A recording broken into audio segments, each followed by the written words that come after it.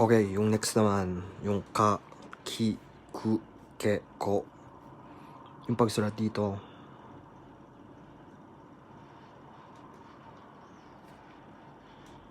ganyan. Ka. Ito naman ki.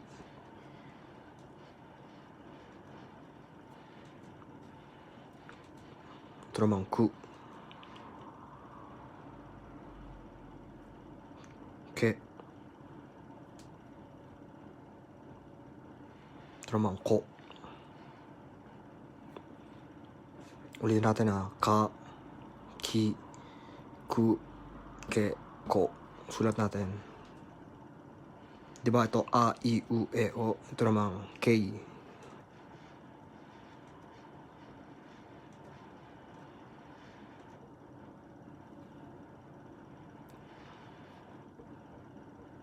Ka, ki, ku,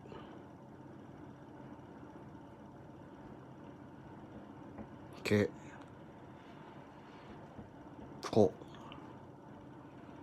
Parang tatanayan lang, k to, diba?